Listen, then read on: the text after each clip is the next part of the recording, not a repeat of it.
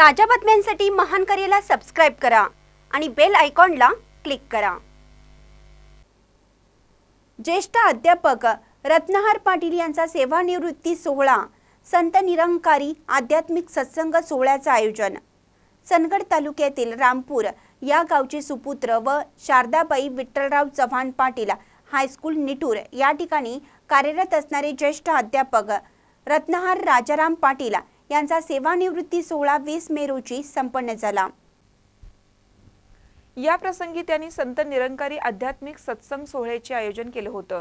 या कार्यक्रमासाठी राष्ट्रीय कीर्तनकार व ज्ञान प्रचारक गिरीश डोंगरे सांगली उपस्थित होते।